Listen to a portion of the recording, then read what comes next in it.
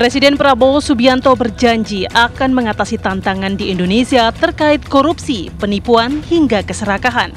Hal ini disampaikan saat acara peringatan Natal Nasional 2024 di GBK, Jakarta pada Sabtu lalu. Prabowo meminta masyarakat untuk realistis melihat keadaan. Ia menegaskan bahwa Presiden tidak memiliki tongkat Nabi Musa ataupun tongkat Nabi Sulaiman. Tapi kita juga realistis. Ya, Presiden Republik Indonesia tidak punya tongkat semacam tongkat Nabi Musa, tidak punya. Tidak punya tongkat Nabi Sulaiman, tidak punya. Tapi percayalah, kalau kita beritikat baik, kalau kita bertekad untuk berbuat baik, kita yakin kita akan berhasil. Kita yakin Yang Maha Kuasa bersama kita. Prabowo menjelaskan bahwa niat baik pemerintahannya tentu akan membuahkan hasil, sebab niat yang baik akan dibantu oleh tangan Tuhan. Lantas, apa maksud Presiden Prabowo Subianto soal tidak punya tongkat Nabi Musa dan Sulaiman? Bagaimana strategi Presiden Prabowo menyelesaikan berbagai persoalan bangsa secepatnya?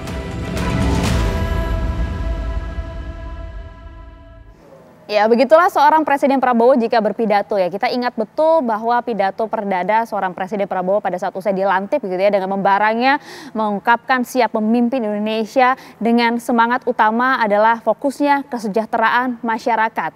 Langsung oke gas, tancap gas gitu ya. Langsung masyarakat berpikir kapan gebrakan-gebrakan baru akan dibuat oleh seorang Presiden Prabowo. 2 bulan menjabat, kemarin seperti Anda saksikan tadi dalam pidatonya, masyarakat diminta sabar dulu katanya. Baru 2 bulan menjabat, seorang presiden tak punya tongkat Nabi Sulaiman dan juga Nabi Musa. Pertanyaan besarnya, apa sebenarnya makna yang kemudian disampaikan oleh seorang Presiden Prabowo dalam pidatonya? Mengapa masyarakat diminta untuk sabar dulu dan melihat realitas sampai kapan? Nah, kita akan coba jawab hal ini bersama dengan sejumlah narasumber kami. Sudah hadir bersama dengan kami ada Kang Ujang Komarudin. Ini harus pelan-pelan nih jabatannya sekarang ya. Juru bicara Kantor Komunikasi Kepresidenan. Selamat malam Kang Ujang. Selamat malam Mbak Aya. Assalamualaikum. Waalaikumsalam warahmatullahi wabarakatuh.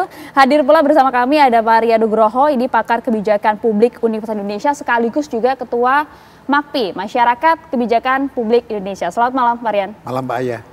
Hadir juga kemarin dalam pidato kemarin ya, ya pas pada betul. saat perayaan Natal ya. Ya, wah, betul. ini kita tanya-tanya langsung nanti ya. Dan juga hadir pula bersama kami ada Prof. Ibnu Hamad, pakar komunikasi politik dari UI. Assalamualaikum, selamat malam. Waalaikumsalam Mbak Aya. Malam. Ya. Selamat malam. Oke, saya mau ke Kang Ujang terlebih dahulu. Kang Ujang, kalau melihat pidato seorang Presiden Prabowo yang tadi kita simak bersama gitu ya, mengapa kemudian disebutkan Presiden tidak punya tongkat Nabi Musa dan Nabi Sulaiman? Ini maknanya apa? Jangan sampai kemudian dibaca oleh publik dengan makna ganda ya. Ya, ini kan ucapan atau pernyataan yang sesungguhnya ya metaforis, artinya perumpamaan.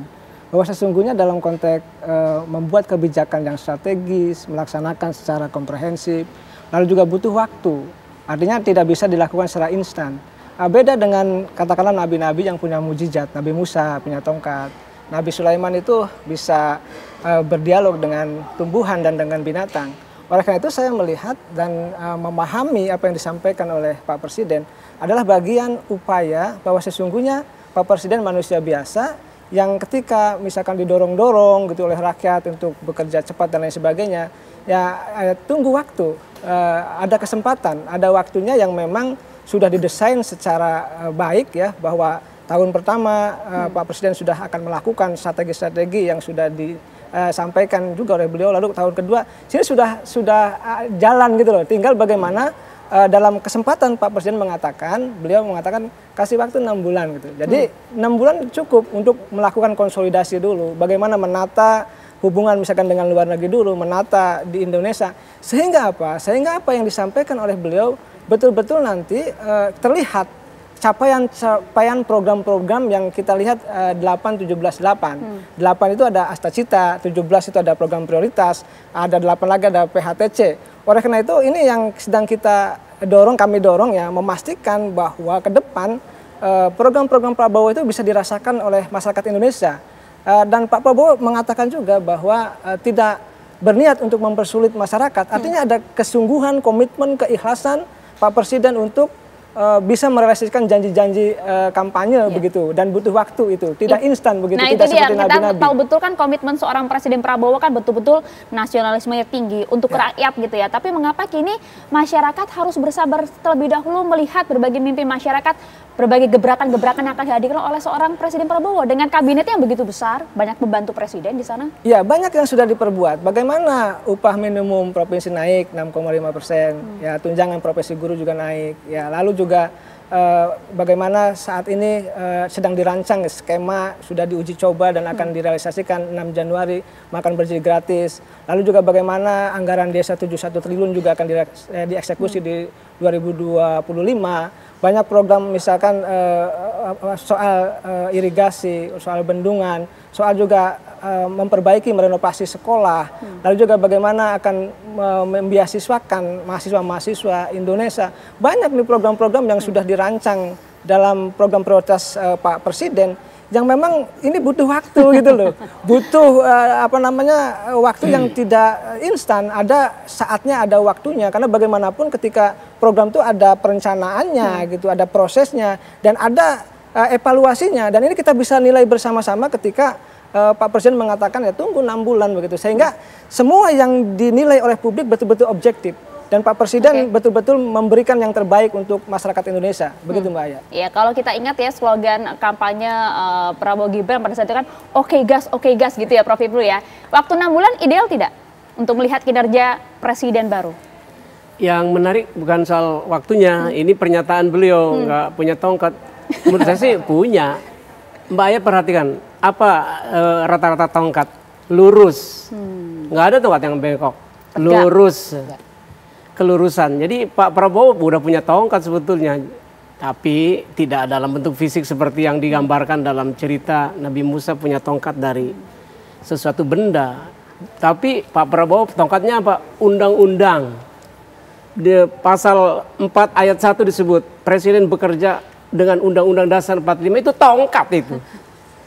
Jadi dengan tegak lurus memakai tongkat Undang-Undang Dasar 45, sudah Pak Prabowo juga udah punya tongkat sebetulnya. Oke, gas tancap gas Pak Prabowo gitu ya. Bisa. Jadi kalau beliau mengatakan saya itu begini, itu sebuah kerendahan hati ya. Tidak power kayak zaman dahulu para nabi gitu. Tapi dalam konteks modern ya namanya presiden, pemimpin tertinggi di sebuah negara, ya tongkatnya ya undang-undang. Dalam ini undang-undang dasar, karena tugas presiden adalah melaksanakan undang dasar 1945.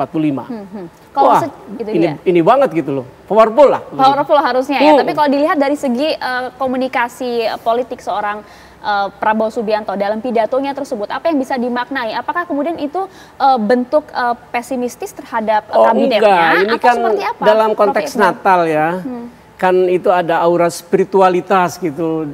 Beliau sedang menunjukkan sebuah keadaban bahwa saya ini bukan nabi, tapi kalau kita kerja bersama-sama bisa kok begitu. Kan itu sebuah disebutnya proximity sosial dibangun di situ, kedekatan dengan umat yang hadir saat itu dan tentu dengan audien yang meliputnya kan. Itu lebih dari itu ininya, maknanya gitu menurut saya ya.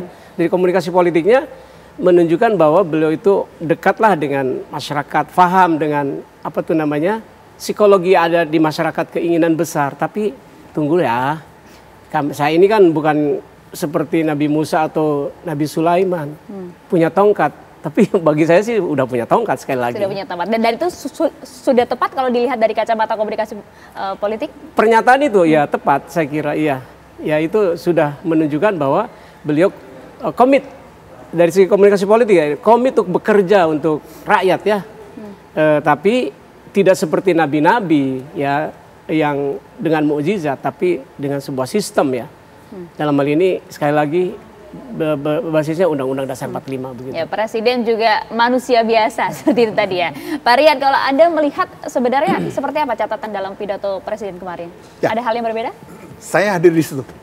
Dan saya melihat dari awal sampai akhir pidatonya, satu yang pertama kali adalah jenius. Bayangkan tulisan dari Pak Ujang kan? Dan kawan-kawan. Apa yang kita namakan adalah beliau itu hadir dengan bukan hanya tahu nuansa Christmas, Natal, tetapi beliau tahu apa yang dikomunikasikan. Saya sepakat dengan beliau tadi, Prof. Idham, bahwa yang namanya presiden itu kepala negara dan kepala pemerintahan. Itu sakti gitu.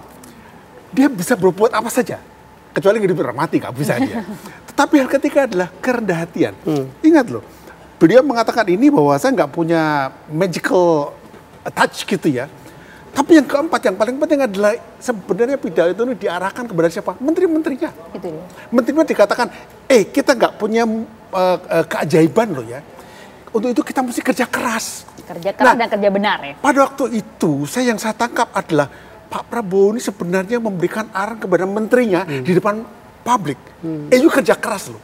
Artinya kalau buat kebijakan yang benar, yang mikir dan yang mendengarkan. Contoh ya, udah aku sampaikan bahwa ada kenaikan UMR 6,5%. Tapi banyak hal yang kita pertimbangkan ke depan. Misalnya tahun 2024 ini ya, sepanjang tahun kita punya pengangguran 80.000 nambahnya. Ke depan ada 60 perusahaan akan terkendala. Kita punya pertumbuhan permintaan publik itu di bawah 5%. Itu artinya betul-betul masyarakat itu dalam kondisi yang tidak cukup. Sehingga dengan demikian kebijakan yang keluarkan, misalnya kebijakan moneter, pajak, harus menghitung sektor realnya.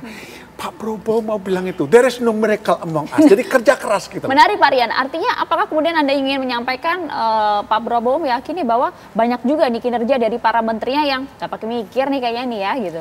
Begini, mungkin berpikir tapi kurang kencang gitu loh. Nah ini perlu kena gini, kalau dikatakan apakah berarti kabinet kita tidak lebih baik ketimbang kabinetnya katakanlah Pak SBY atau Pak Harto atau Pak Jokowi. Enggak, tetapi tantangan kita jauh lebih berat. Berat banget loh, coba. Tahun depan ini ya, di bawah Trump itu pasti melakukan kebijakan proteksionis. Kita akan susah dagang dengan mereka. Dan itu makin susah semuanya.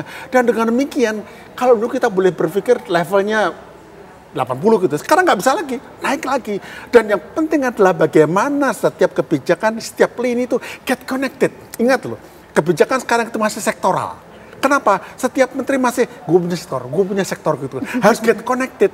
Nah ini tugas Pak Ujang nanti bagaimana mengkoneksikannya. Kalau nggak get connected, maka pidato Pak Prabowo jadi sia-sia. Kerja keras dong gitu. Kerja keras dan kerja cerdas itu. Ya tugasnya Kang Ujang kayaknya cukup berat dan cukup banyak.